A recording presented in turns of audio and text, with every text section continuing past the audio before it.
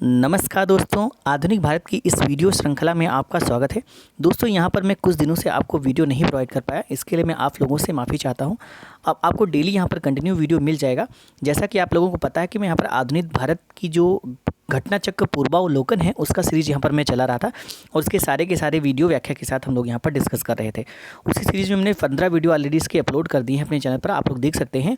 और ये सीरीज़ तब तक चलेगी जब तक आपका यह पूरा आधुनिक भारत का इतिहास खत्म नहीं हो जाता। और साथ में मैं ज्योग्राफी के वीडियोस भी प्रोवाइड कर रहा था आप लोगों को घटना चक्र पूर्वावलोकन का, लेकिन उसके भी यहाँ पर कुछ कारणों से मैं आपको वीडियो नहीं दे पाया। लेकिन अब डेली आपको यहाँ पर वीडियो मिल जाएगा, आप इस चैनल पर विजिट कर लीजिएगा। आपको डेली यहाँ पर 2 वीडियोज़ यानी कि एक सुबह आपको और एक शाम को कोशिश करूँगा कि आपको डेली की डेली ज्योग्राफी और आधुनिक भारत का इतिहास इन दोनों के वीडियो मिल जाएं। तो जिन लोगों को यहाँ पर घटना चक्र की में कैसे क्वेश्चन है, क्योंकि जैसा पता है उसमें सारे प्रीवियस ईयर के क्वेश्चन हैं, तो वो सारे के सारे यहाँ पर आपको मिल जाएंगे, आप लोग इसमें देख सकते हैं।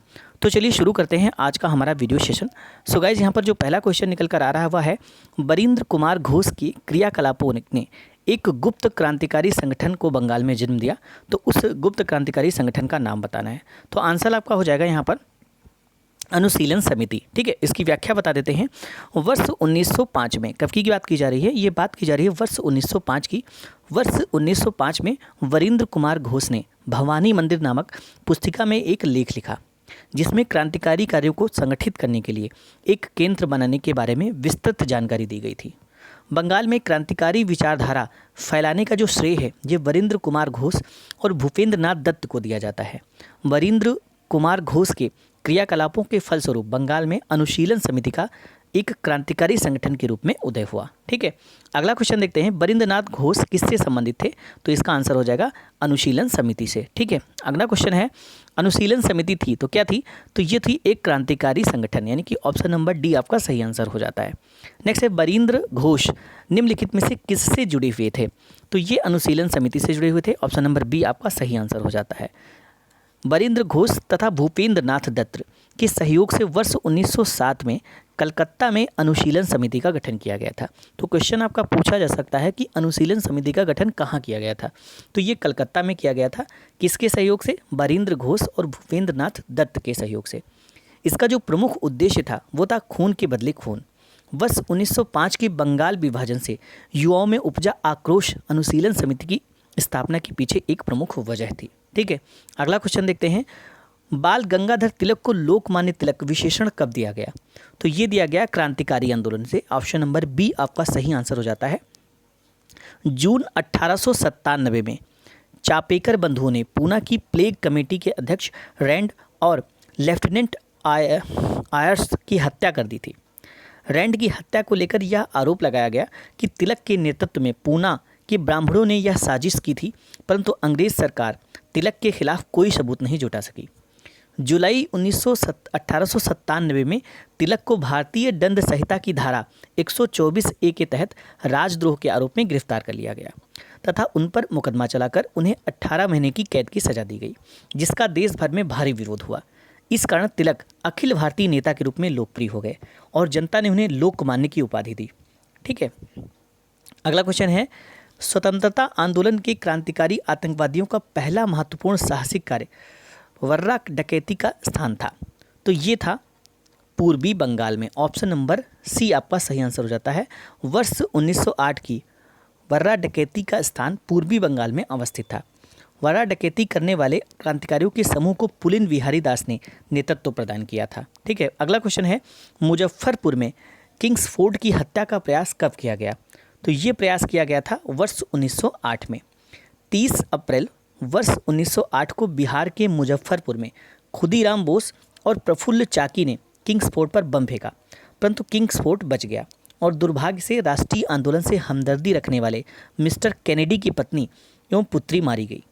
प्रफुल्ल चाकी ने पुलिस से बचने के लिए आत्महत्या कर ली तथा खुदीराम बोस को गिरफ्तार कर फांसी दे दी गई। अगला क्वेश्चन देखते हैं, मुजफ्फरपुर बम कांड वर्ष 1908 का संबंध इनमें से किसके साथ है?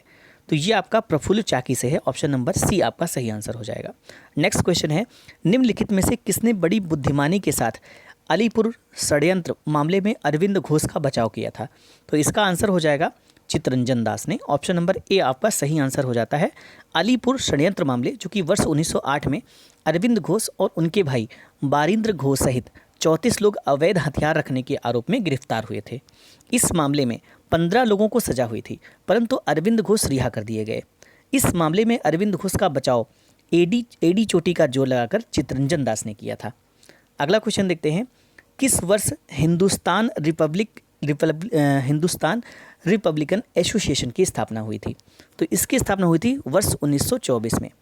देश में उचित ढंग से क्रांतिकारी आंदोलन का संचालन करने के उद्देश्य से अक्टूबर 1924 में युवा क्रांतिकारियों ने कानपुर में एक सम्मेलन बुलाया तथा हिंदुस्तान रिपब्लिकन एसोसिएशन यानी कि HRA नामक क्रांतिकारी संगठन की स्थापना की। इसके संस्थापक थे सचिंद्र सन्याल, अध्यक्ष राम प्रसाद बिस्मिल, जोगेश चंद्र चटर्जी तथा चंद्रशेखर आज़ाद। अगला क्वेश्चन है, हिंदुस्तान रिपब्लिकन संगठन की स्थापना की गई थी?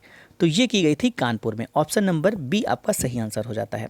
नेक्स्ट क्वेश्चन है, निम्नलिखित में से कौन हिंदुस्तान रिपब्लिकन एसोसिएशन का सदस्य नहीं था? तो इनमें से मैंने तीनों के नाम बताए हैं आपको, इसमें शिव शर्मा नहीं थे। ऑप्शन नंबर डी आपका सही आंसर हो जाता है। शिव शर्मा हिंदुस्तान रिपब्लिकन एसोसिएशन के सदस्य नहीं थे। बाद में ये इसके परवर्ती संगठन हिंदुस्तान सोशलिस्ट रिपब्लिकन एसोसिएशन से जुड़े। शेष सभी तीनों भगत सिंह, चंद्रशेखर आज़ाद और राम प्रसाद बिस्मिल HRA के सदस्य रहे थे। शिव वर्मा को लाहौर षड्यंत्र मामले में आजीवन कारावास की सजा हुई थी। अगला क्वेश्चन देखते हैं, अपनी फांसी से पूर्व निम्नलिखित क्रांतिकारियों में से किस एक ने पीने हेतु दिए गए दूध को अस्वीकार कर दिया और कहा, अब मैं केवल अपनी माँ का दूध लूँगा? ऑप्शन नंबर इसका सही हो जाएगा, ऑप्शन नंबर सी। ठीक है, प्रसिद्ध क्रांतिकारी पंडित राम प्रसाद बिस्मिल को फांसी से 2 दिन पहले जब दूध पीने हेतु दिया गया तो इन्होंने अस्वीकार कर दिया और कहा, अब मैं केवल अपनी माँ का दूध लूँगा। पंडित बिस्मिल एक उम्दा शायर भी थे। फांसी के तख्त पर जाने से पहले 19 दिसंबर 1927 को इन्होंने अपना अंतिम शेर पढ़ा था, जो इस प्रकार था, मालिक तेरी रजा रहे और तू ही तू रहे, बाकी न मैं रहूं न मेरी आरजू रहे, जब तक तन में सांस रगों में लहू रहे, तेरी ही जिक्र यार और तेरी ही जुस्तजू रहे। उत्तर प्रदेश लोक सेवा आयोग ने अपने प्रारंभिक उत्तर पत्र में इस प्रश्न के उत्तर के रूप में सी को प्रदर्शित किया था, जबकि संशोधित उत्तर पत्रक आया था इसमें इस प्रश्न को विलोपित कर लिया गया था। अगला क्वेश्चन है, सरफरोशी की तमन्ना अब हमारे दिल में है, देखना है जोर कितना बाजू एक कातिल में है। तो इसका जो आंसर हो जाएगा ये हो जाएगा बिस्मिल। काकोरी कांड में शामिल भारत के महान क्रांतिकारी नेता राम प्रसाद बिस्मिल ने सरफरोशी की तमन्ना गीत लिखा। काकोरी कांड में इन्हें गोरखपुर में फांसी दी गई थी। अगला क्वेश्चन है, निम्नलिखित में से किसको अंग्रेजी सरकार ने काकोरी षड्यंत्र के मामले में फांसी पर चढ़ा दिया था? तो ये चढ़ाया था राम प्रसाद बिस्मिल को। ऑप्शन नंबर बी सही आंसर हो जाता है। अक्टूबर 1924 में सचिंद्र सन्याल, राम प्रसाद बिस्मिल तथा चंद्रशेखर आज़ाद ने कानपुर में क्रांतिकारी संस्था जिसका नाम था हिंदुस्तान रिपब्लिकन एसोसिएशन की स्थापना की। इस संस्था द्वारा 9 अगस्त 1925 को उत्तर रेलवे के लखनऊ सहारनपुर संभाग के काकोरी नामक स्थान पर 8 down Saharanpur Lucknow passenger train पर डकैती डालकर सरकारी खजाना लूटा गया। यह घटना काकोरी कांड के नाम से प्रसिद्ध हुई। इस कांड में 29 क्रांतिकारियों को गिरफ्तार किया गया, जिसमें राम प्रसाद बिस्मिल, अशफाक उल्ला खां, रोशनलाल तथा राजेंद्र लाहिड़ी को फांसी हुई, जबकि चंद्रशेखर आज़ाद फरार हो गए। हिंदुस्तान रिपब्लिकन एसोसिएशन की यही एकमात्र सदस्य जो कभी पुलिस की गिरफ्त में नहीं आए। अंत में 27 फरवरी 1931 को इलाहाबाद में अल्फ्रेड पार्क में ये पुलिस मुठभेड़ में मारे गए थे। अगला क्वेश्चन है, निम्नलिखित में से कौन काकोरी कांड से संबंधित नहीं था? तो आंसर हो जाएगा सूर्य सेन। बाकी सारे राम प्रसाद बिस्मिल, राजेंद्र लाहिड़ी और अशफाक उल्ला खां ये सभी काकोरी कांड से संबंधित थे। नेक्स्ट है, काकोरी षड्यंत्र केस किस वर्ष में हुआ था? ये हुआ था 1925 में। नेक्स्ट क्वेश्चन है, निम्नलिखित क्रांतिकारियों में से कौन काकोरी षड्यंत्र केस से जुड़ा नहीं है? तो आंसर आपका हो जाएगा यहाँ पर भगत सिंह। ऑप्शन नंबर सी आपका सही आंसर हो जाता है। नेक्स्ट है, निम्नलिखित में से काकोरी कांड से जुड़ा कौन क्रांतिकारी मुकदमे से बच निकला था? तो ये थे Chandrashekhar Azad. Option number C. अगला क्वेश्चन देखते हैं, निम्नलिखित में से वह कौन था जो काकोरी षड्यंत्र कांड में फांसी की सजा से बच गया था? तो ये थे हमारे Chandrashekhar Azad. Option number D आपका सही आंसर हो जाता है। निम्नलिखित में से कौन काकोरी कांड मुकदमे में सरकारी वकील था? तो आंसर आपका हो जाएगा Jagat Narayan Mulla. Option number B.